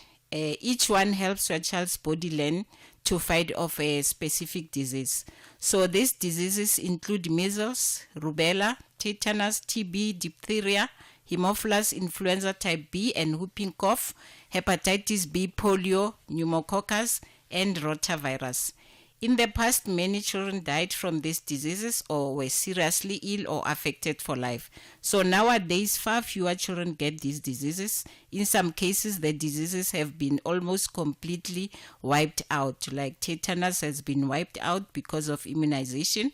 And according to World Health Organization, immunization is the most cost-effective public health intervention which saves at least 3 million children's lives a year. Let's look at which is the best place to get vaccinations and at what costs. So vaccinations are given at the health facilities, that is in the clinic or in a hospital when the child is admitted. They will administer age-appropriate vaccines to the baby, and the government healthcare facilities provide free immunizations to children up to 12 years. Dr. Mapela, various vaccines are administered at different ages. How can caregivers determine the right time to take their children for immunization? So the routine schedule for immunization is in the Road to Health booklet, page 27. And as each vaccine is administered, the nurse who gives the vaccine will sign the booklet indicating date of administration. And she will also remind the mother on the date to come for the next vaccination. If not, she's not sure about the date, she needs to ask when can the child come back for vaccination. So caregivers must make sure to bring the Road to Health booklet when visiting a health facility. We also have a HPV vaccine, which is a human papilloma vaccination that is given for children that are 9 years in schools, that is girls 9 years in schools, to prevent cervical cancer. And the department is currently going to schools to ensure children receive the human papilloma virus vaccine. So the parents will be given consent form to sign so that the children are vaccinated in school. And then we also have Mom Connect. So the mothers need to register to Mom Connect. That will give them health messages and also to remind them when their children are due for immunization. And then crèches and schools will also ask to see proof that the child has received all immunization against vaccine-preventable diseases for admission purposes, and also to protect other children at the crèche. So what happens if a child misses immunization? So if a child misses a vaccination, we've got a catch-up program. So the parents, if the child has missed the vaccination and goes to a health facility, there is a catch-up program where the child will be given the vaccine that she has missed, but it's important that she brings the Road to Health booklet along. Can a child react or be allergic to a certain vaccine, and how would a parent know? So vaccines are tested before they are introduced to the public. The safety of vaccines are very safe, but you can have minor side effects after the vaccination have been given. That is fever or soreness where the vaccine was given. But if there are side effects, the parents are advised to come back to the health facility. Can you tell us more about rubella and polio vaccinations? So the department has noted a rising number of rubella cases in various parts of Gauteng, Western Cape, Eastern Cape, and KwaZulu-Natal. So rubella is also known as German measles. It's an infectious disease caused by the rubella virus. It is usually a mild disease in children and adults, but can have serious consequences in pregnant women by infecting their unborn babies and causing congenital rubella syndrome. The disease primarily spreads through respiratory droplets from coughing or sneezing, and can also be transmitted from mother to fetus during pregnancy. It can lead to congenital rubella syndrome in the fetus, resulting in death, miscarriage, stillbirth, or severe birth defects in the infants. Symptoms include low-grade fever, rash, and sometimes joint pains, including nausea, sore throat, and red eyes, swollen lymph nodes in the neck. So children with rubella will have generalized rash with red eyes, conjunctivitis or cough, or a runny nose. Severe cases of rubella can lead to permanent eye damage in the newborn, or in the worst cases, death. If you think your child may have rubella, take them to the clinic. So to prevent children catching rubella, they should be immunized and receive the measles rubella vaccine. So the rubella vaccination has been added to the measles vaccine, which is given at 6 and 12 months. Poliomyelitis, or in short called polio, used to kill many children previously. But now with the vaccination, we have actually there are countries that have managed to eradicate polio. So it's important that we continue with the polio vaccination so that we are remain polio free in the country. In the Road to Health booklet, it shows that children should get something called hexavalent vaccine at 6 weeks, 10 weeks, 14 weeks, and 18 months. Please tell us more about this vaccine and its importance. Okay, the hexavalent vaccine is a multi-vaccine combination. It's a combination of vaccinations against hepatitis B, Haemophilus influenza type B, diphtheria, pertussis, tetanus, and polio, and it is given at 6 weeks, 10 weeks, 14 weeks, and a booster at 18 months. Thank you, Dr. Bapela, for sharing all this important information with us today. Do you have any final message to leave with our listeners? I will advise the caregivers to remember to check the Road to Health booklet, page 27, to make sure that their babies or children have received all their vaccinations, and also follow the schedule in the Road to Health booklet. And maternal vaccinations during pregnancy have been introduced to prevent whooping cough, tetanus, and other diseases that we need to protect our babies from. Thank you. That's all we had for you today, and thank you so much for listening to Side by Side, brought to you by the National Department of Health, Ilifa Labantwana, and the SABC Education. Join the conversation with other caregivers on our Facebook page at Side by Side SA, and look out for more great content. Join us again, same time next week. This program was brought to you by SABC Education. Enriching minds, enriching lives. And we went on a water safari, and Mom spotted a hippo, and it said, There is a place where you can see wonder and the wild, with breathtaking scenery and endless landscapes. Enjoy good food and embrace great taste. And the next day we went to the reed dance. I saw the maidens handing over reeds to the mighty Zulu king, and the Zulu warriors chanting, Baye! Explore all this and more in the magical Zulu Kingdom. This message is brought to you by KZN Tourism and Film Authority. Bridget Masinga, weekdays on The Full Circle. All right, in the final moments of the show, we're catching up with Steve Dyer, who was nominated for a South African Music Award. Steve is, listen, he's an old legend in this space. So I wonder if the awards still feel the same. How are you, Steve? You good? I think we're just still waiting on him to get on the line. Hey, Steve, how are you doing? I'm good. How are you, Bridget? I'm good, thank you. It's been a while. It has been a while. It has been a while indeed. But we've been keeping an eye on yourself as well as Bokani. But I was saying to my listener now, as we were connecting to you, that you're nominated at the South African Music Awards, the 30th anniversary of the awards. But I mean, these award ceremonies and nominations are nothing new for you, being the legend that you are. So does it still feel the same with each award, with each nomination, with each year that goes by? Is it still the same sense of excitement and enthusiasm? Yeah, well, it's nice to know that you're not yesterday's man. And there comes a time in life where, you've got to... I feel that I want to stay relevant. I want to stay in the moment of what is happening. A lot of the musicians that I play with are of the younger generation. So it's all good. And yes, it still feels just fine. Yeah. And of course, you were nominated for your project Life Cycle. And this now, your nomination for the album Entlizweni Song Stories from My Heartland. For those of our listeners who've not really listened to the project, let's talk about the genesis of this new project. Mm-hmm. Well, as much as we have problems in this country, for some reason, it's under my skin, Mm-hmm.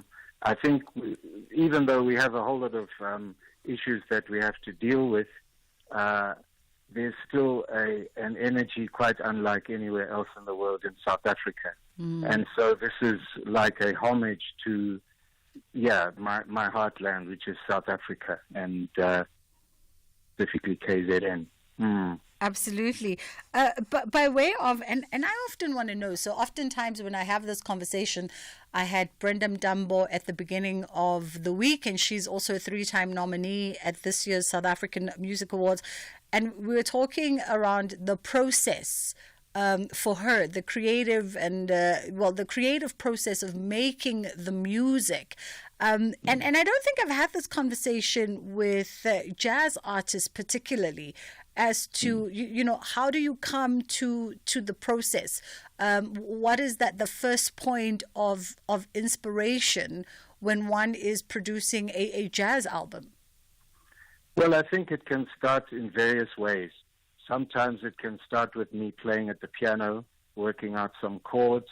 Sometimes it could start with an idea of a rhythm. Sometimes it could start with just a melody because, my main instrument is saxophone. Mm. So there's no really one-size-fits-all in terms of how, initiated. I would say that it's kind of like making a sculpture, because once you have enough of an idea of what is going on and whether there are changes in the music, etc., then you start polishing and honing and hopefully making it better. Because sometimes you could do too much of that. That's the truth. and then I think an important part in the process for me is choosing the musicians that are going to fit that certain project. Because like creatively, we all have different strengths, different weaknesses. And so, I take my time on choosing who I'd like to complete the project with. Yeah. For the most part, when it comes to those choices, do you lean more towards, fellow musicians that you've got a history with, that you've got a rhythm with? Or do you also tend to be intentional about the young musicians that you bring onto your projects? Because you've collaborated a lot with, the leaders of the new school. Yes. Yeah, so look, a good couple of the tracks, I was with my old friend Andile Yanana, and we helped shape the music together. He's got a music school down the south coast in KZN, and so I had an opportunity before the recording to workshop the music with him, and he came to up to Joburg and we recorded. So there was from that. But, you know, the young guys, they know the older genre. So there's people like Daliso Ndlazi playing bass, Spelelo Mazibuko on the drums. And even though those tracks that I'm talking of were like maybe more in the tradition, they just fit in and they know the genre. And I think that's important. So in as much as I want to play with younger musicians, I want them to have some kind of conceptual understanding of what I'm trying to do. And I think what I'm trying to do is always to show the richness of the culture here. You know, I can get influences from across the seas, but basically my basic impulse, and I think rhythmically, I start from here, from a point of where I am and where we are as a community. I definitely want to circle back to those personal and cultural stories. But in my mind, I just thought, I've never asked you this. If, once you are done with an album, or even as the records build up, with each individual record, is there a point where you bring your son into the studio and perhaps have him listen to some of the material? And how much of his opinion actually matters, if at all? So you're talking about Pokani? Yeah. Well, funnily enough, 1 week ago he was here with me, and I asked him to come to the studio to give a listen to something I was playing on. So, that's how it goes. He's playing on this latest album with me, Lovely. And we've been touring the US as a duo called Dialogue. Yeah. So, yes, I think it's important. He's because he's also got projects that are happening in Diatribe Studio. That's where I also meet his friends, and then I start talking to the younger generation to see what's on their mind. I must say they're always really respectful of Bra Steve or Uncle Steve. And we share ideas, and it's great, Wonderful. So this project, Entlizweni, let's talk about the personal and cultural stories that you bring to us as audiences. You bring to us as lovers of the genre. Well, it starts with the first track called. That's where I'm taking a trip back to ZN. I grew up kind of listening to music, various different music, within my house to Western classical, but just around the corner, the musicians like Soul Brothers, the Maskandi musicians. I always remember that at that time there were so many Maskandi musicians that used to walk down the street singing, walking for miles with their guitars. That's kind of, faded away in the modern era. But so it starts with Heartland. Then there's a track called Kindred Spirits, just where I'm, I think the relationship between musicians in South Africa, and especially in the jazz genre, we support each other. And so that's the Kindred Spirits right there. I have one track called Inyembezi, which is a vocal track that I do because it's asking for the higher power not to forget us. The world is full of tears. And I think that's really pertinent now. I mean, it's horrific, some of the conflicts that are going on and people dying. It's so there's Inyembezi. I finally end up with an arrangement of Senzeni Na, and that's asking not what was done in struggle times, but what have we done since the dawn of freedom. So I think, look, it's not a glossy picture, postcard kind of appraisal of the country. And for me, it's important to be as honest as I can as an artist. Hello? Apologies for that.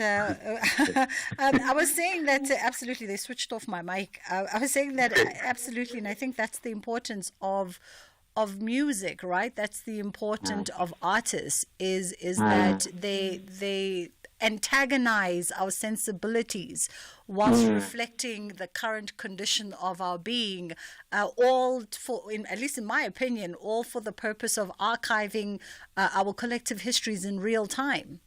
No, I think I can't put it better than that, Bridget. Yeah. It's really that's what it is. The thing about this kind of genre, and I'm not a purist in terms of genre and style. Yes, people call it jazz, but I'm not bound by thinking everything that I create needs to be strictly jazz or what is perceived as jazz. So I think there are many different musicians that don't like the kind of boxes that people put them in. Yeah. But yes, it's to look, and mainly I think that we sell ourselves short generally in this part of the world. We don't recognize what we've got. And once you have the time to travel and the chance to travel, then you see that sometimes what we take for granted here is looked on as something really special and unique in the rest of the world. And so we doubt ourselves too much. And that's kind of my lifelong quest, is to just contribute positively to the rich cultural heritage that we have here. Absolutely. Well, listen, we are looking forward, and maybe before I say goodbye, just as a nugget for our folks that might want to catch you guys in concert and in performance, do you have any summer shows planned for South Africans? Well, I've just been to Zimbabwe. I haven't thought of what I'm going to be doing next. There are certain things in the pipeline, let's say that. So I don't have any immediate dates coming up. Awesome. But, towards the end of the year and early next year, if people can just, if they're interested, watch the space, as they say. Wonderful stuff. Steve Dyer, always a pleasure, and we appreciate you always carving out some time for little old me. That was legendary artist Steve Dyer coming through. He's nominated for Best Jazz Album at the Summer 30 for the album Entlizweni, Song Stories from My Heartland. Definitely worth the download. Wishing you the very best of luck there. And we love the father and son duo, in fact. The talent runs deep in that family. We're going to play out with one of Steve's songs. I mean, my producers think that I'll be able to nail the pronunciation. Badimo Ritlogo Meleng. Okay, there we go. Well, we're going to play out with that song in just a matter of moments. But by the way, let me just remind you, before that I forget, that Eskom has made it easy for you to recode your meter, and customers must recode their meters by the 24th of November 2024. All Eskom customers are actually reminded to recode your prepaid meters before that date, 24th of November 2024. And if your meter is not recoded, it will not accept legally bought prepaid electricity tokens. And Eskom, once again, has made this process easy for you.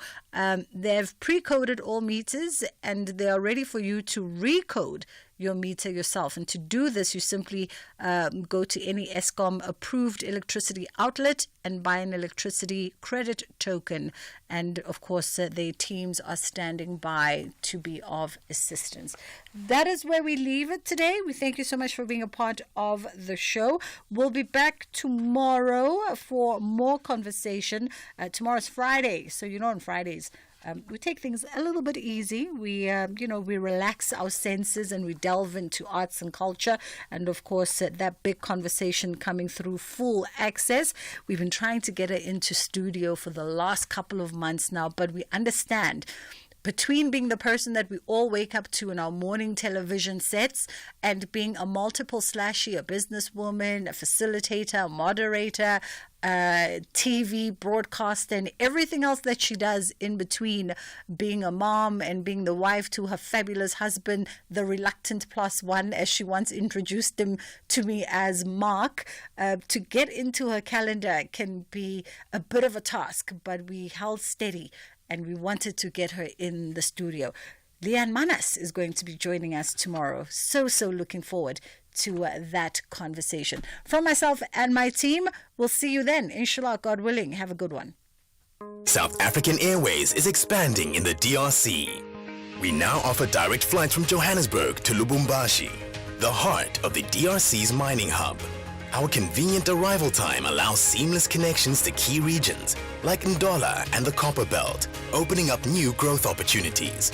Traders can benefit from our generous baggage allowance, while SAA's superior aircraft belly capacity ensures your cargo reaches most parts of Congo on the same day. Book now at flysaa.com or contact your travel agent. South African Airways, connecting Africa to the world, one flight at a time.